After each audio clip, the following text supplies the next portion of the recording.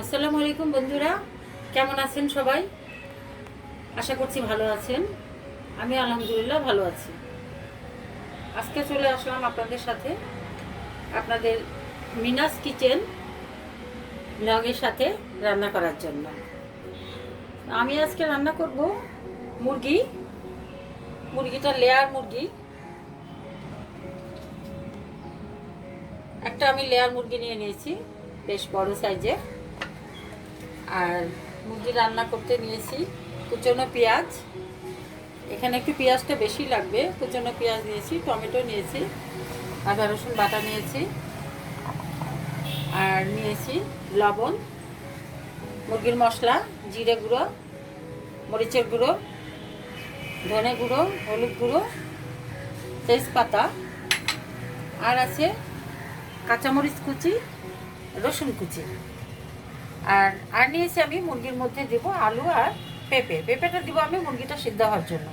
যেহেতু এটা একটা বড় মুরগি, এটা সিদ্ধ হতে চায় না এমনি, এই জন্য 2-4 টুকরা পেঁপে দিলে মুরগিটা তাড়াতাড়ি সিদ্ধ হয়ে যাবে। আর আমার সাথে লাগছে টমেটো। তো আমি রান্নাটা শুরু করব। আর পাশাপাশি আমি আরও দুটো ভাজি করব। সেটার মধ্যে একটা হচ্ছে করলা আর আলু ভাজি করব, আর একটা ভাজি করব পটল ভাজি। আর আমার মুরগির মধ্যে আর দুটো জিনিস লাগবে, সেটা বলি নাই। সেটা হচ্ছে সয়াবিন তেল লাগবে আর গরম মশলা লাগবে। গরম মশলা, সয়াবিন তেলটা আমি রান্না করার সময় দিয়ে দিব। তো আমি মুরগিটাকে প্রথমে লেবু আর লবণ দিয়ে মাখিয়ে রেখেছি। এখন আমি পুরো মুরগিটা রান্না করব, আপনারা দেখতে থাকুন। একটা কারি কুকার বসিয়ে দিয়েছি এবং কারি কুকারে এখন তেল দিব। তেল দিয়ে বেরেস্তা ভেজে নিব। তেল গরম হয়ে গেছে, আমি এখন বেরেস্তাটা ভেজে নেব।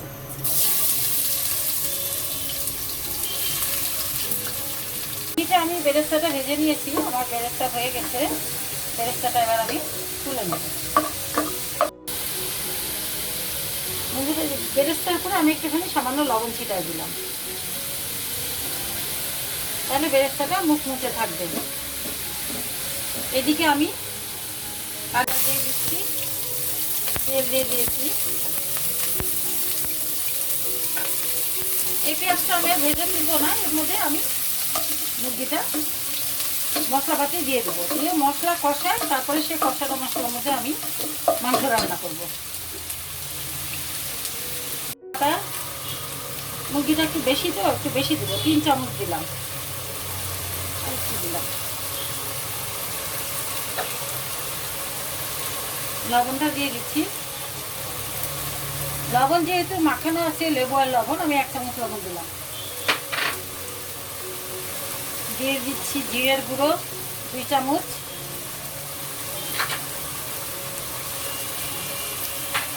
ধনে গুঁড়ো 1 চামচ আর সামান্য একটু,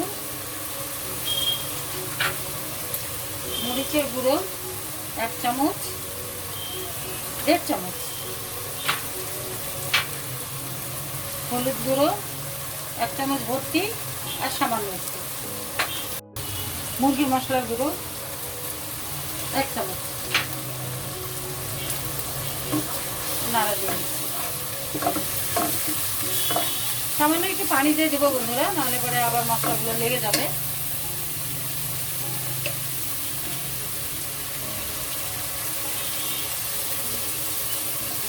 দিয়ে দিচ্ছি টমেটো, 1 বাটি টমেটো দিয়ে দিলাম।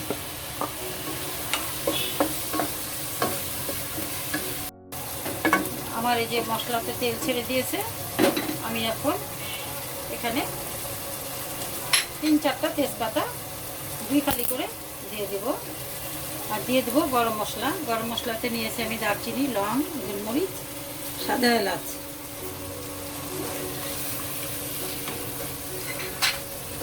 মশলাটা কষানো হয়ে গেছে, উপরে তেল ছেড়ে দিয়েছে। এখন আমি মুরগির মাংসগুলো এক এক করে দিয়ে দেবো।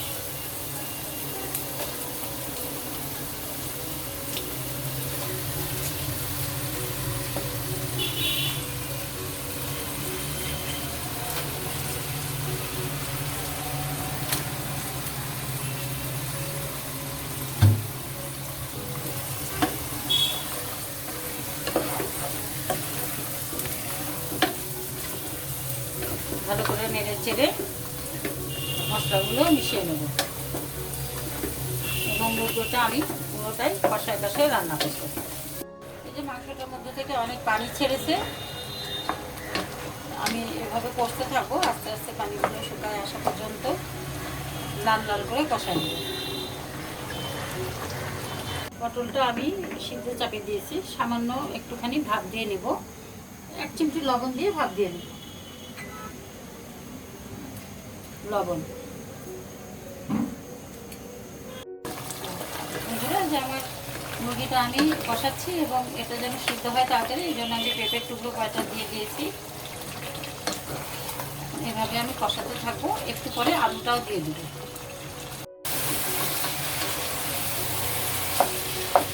আমার মুরগিটা কষানো হয়ে গেছে, লাল লাল হয়ে গেছে,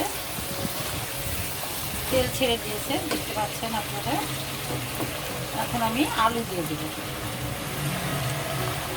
আলুটা আমি ভাজবো না, এমনি কাঁচা আলুটাই দেব।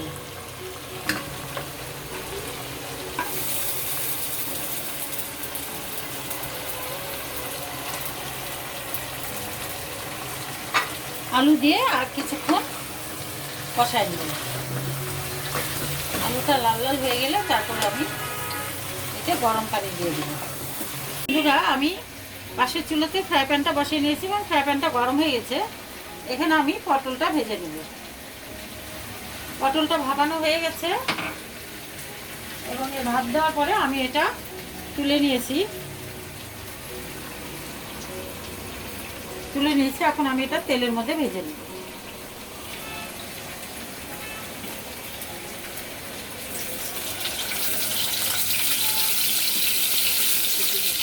তেলের উপর সামান্য একটু হলুদ দিয়ে দিচ্ছি,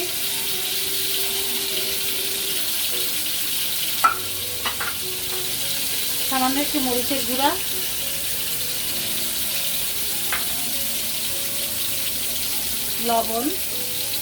লবণ সিদ্ধ করার সময় দেওয়া ছিল, অল্প দিলাম। আর দিয়ে দিব পেঁয়াজ মরিচ কুচি।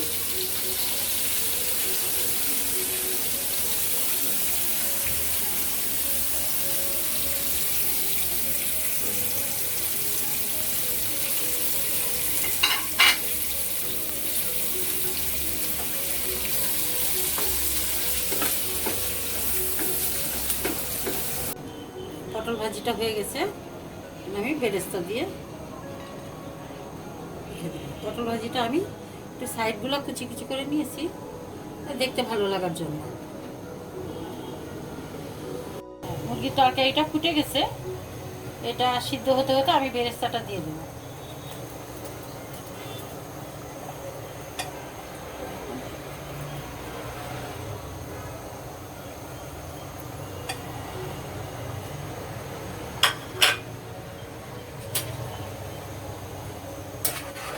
নাড়াচাড়া করে দেবো। এখানে কয়েক ফালি কাঁচামরিচও দিয়ে দেবো।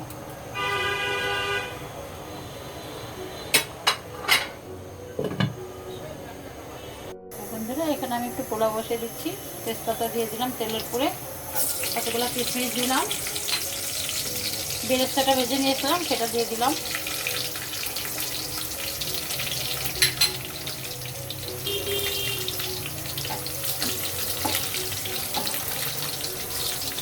চালের উপরে বাটা আদা রসুন বাটা, কাঁচামরিচ, লবণ দিয়ে দিয়েছি, চালটা দিয়ে দিলাম। চালটা ধুয়ে শুকনো করে দেবো।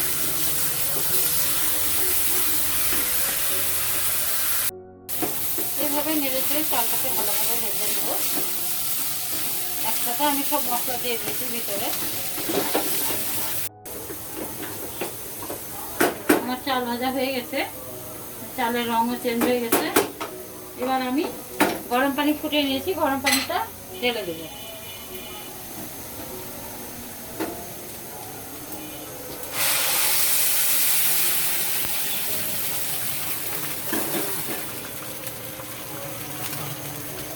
আমি কোনো মাপ করে পানি দেই না, কারণ রান্না করার একটা মাপ চলে আসছে, যে কারণে আসলে এভাবে মেপে দেই না।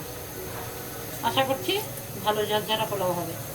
আপনারা সবসময় যতটুকু চাল নেবেন তার ডবল পানি দিবেন। যদি আপনি হাফ কেজি চাল রান্না করেন 2 কোটা চাল, সেক্ষেত্রে আপনারা 4 কোটা পানি দেবেন। এইটাই হচ্ছে পোলাও রান্না করার নিয়ম। বন্ধুরা, আমার মাংস রান্না শেষ হয়ে গেছে। এদিকে পোলাও রান্নাটা শেষ হয়ে গেছে, পোলাও রান্নাও হয়ে গেছে। এখন আমি বেড়ে নেব। কেমন হয়েছে আপনারা বলবেন। চুলা বন্ধ করে দিলাম।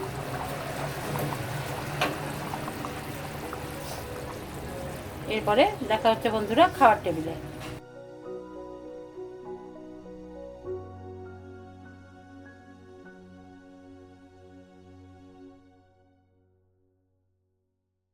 হ্যাঁ, ছেলেমেয়েরা চলে আসছে, ওরা খেতে বসে গেছে অলরেডি। স্বর্ণ সবাইকে সার্ভ করে দিচ্ছে খাবার। স্বর্ণ, তোমরা নিজেরা সুন্দরভাবে নিয়ে এটা খাওয়া দাওয়া করো মা। তুমি তো আজকে অনেক কিছু রান্না করেছো, এত কিছু কখন খাও? একটা ছুটির দিন ভাবলাম তোমরা একটু খাবা, অন্যদিন তো ভালোভাবে খাও না, এই জন্য একটু রান্না করলাম। তেমন কিছু করিনি বাবা, একটা দুইটা আইটেম। অনেক আয়োজন, এবং আমি তো অফিসে ছিলাম, অফিস থেকে আসার পর এত কিছু একসাথে পাওয়া সত্যি খুব ভালো লাগে। থ্যাংক ইউ বাবা। দিয়ে দিচ্ছি। এই যে এটা দাও, পটল ভাজিটাও দাও। আমার প্রিয় পটল ভাজি। হ্যাঁ, পটল ভাজিটা কিন্তু দেখতেও মজা হয়েছে, অনেক সুন্দর লাগছে। তুমি নিজেও নাও বাবা। Thank you.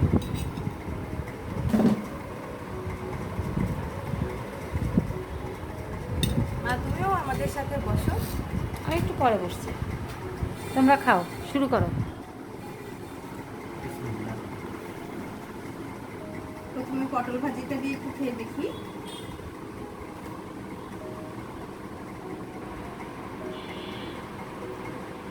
পোলাওটা একদম ঝরঝরে হয়েছে, খুবই সুন্দর, এবং খুব সুন্দর একটা গন্ধ আসছে পোলাওয়ের মজার একটা গন্ধ।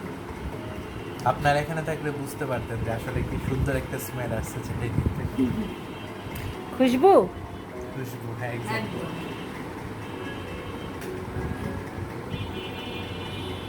তোমাদের ভালো লাগলেই আমার ভালো লাগে। খুবই মজা হয়েছে মা, পটল ভাজিটা।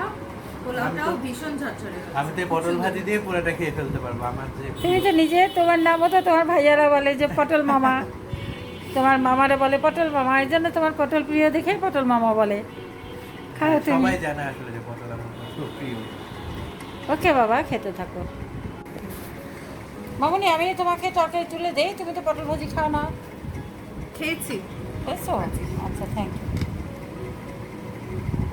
আর তোমাদের লেগ পিস বাড়তে বাড়তে অন্য কিছু খেতে চাও না তোমরা?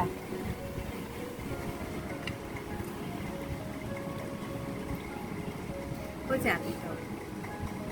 একটু ঝোল দেই।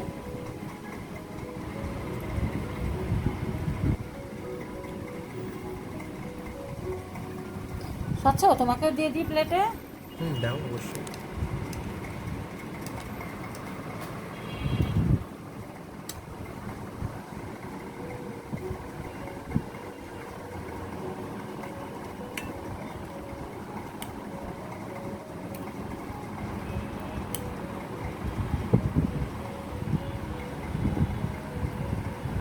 দেখছি।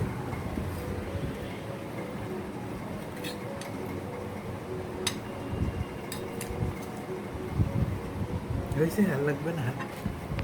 ঠিক আছে বাবা, তোমরা দুজন খাও। এখানে অল্প আলো হচ্ছে, আলোটা খুব কম ডাইনিং টেবিলে, আজকে আসলে একটু এই জন্য মনে হয় ভিডিওটাও খারাপ হচ্ছে নাকি। মানে আশপাশে আলোটাও কম আসছে। আশা করি আপনারা ভিডিওটা যদি পুরোটা দেখে থাকেন তাহলে বুঝতে পারবেন যে আসলে মানে কতটা মজার হয়েছে রান্নাটা, এবং এখানে আলো স্বল্পতার কারণে যদি বোঝা না যায়, যদি পুরো ভিডিওটা দেখে একটু থাকেন জোরে বলতে হবে। তাহলে অবশ্যই হচ্ছে বুঝতে পারবেন যে রান্নাটা আসলে কত ভালো হয়েছে। তোমার কথাগুলো আর শোনা যাচ্ছে না, একটু জোরে বলবা, ঠিক আছে? আচ্ছা, কারণ আমি তো তোমার কি খেতেই অবস্থা? ব্যস্ত। এত মজা হয়েছে আসলে, কি বলবো, বলার সময়টুকুও পাচ্ছি না, খেতে আছি শুধু। তো মাংসটাও ভীষণ টেস্টি হয়েছে, দেশি মুরগি, বড় একটা মুরগি, সাথে এটা লেয়ার মুরগি বাবা, লেয়ার দেশি না। মুরগি, আচ্ছা লেয়ার মুরগি, সাথে হচ্ছে আলু, আমাদের সবার প্রিয়, এবং তরকারিটা অনেক টেস্টি হয়েছে। আপনারা আসলে মানে আমরা বললে কতটুকু বুঝতে পারেন জানি না। পোলাওটা কেমন হয়েছে? পোলাওটাও ঝরঝরে হয়েছে, সুন্দর হয়েছে, মাংসটাও ভীষণ টেস্টি হয়েছে। তো আমরা প্রতিদিন এরকম মজার মজার খাবার খাই আম্মুর হাতে। আপনাদের যদি ভিডিওগুলো ভালো লেগে থাকে আপনারা আমাদেরকে ইন্সপায়ার করবেন, আরও লাইক করবেন, কমেন্ট করবেন, একটা শেয়ার করবেন, সাবস্ক্রাইব করবেন আমাদের চ্যানেলটা, আমাদের সাথে আমাদের সাথে থাকবেন। সবাই ভালো থাকবেন, সুস্থ সবাই ভালো থাকবেন। থাকবেন, সুস্থ থাকবেন। আল্লাহ হাফেজ।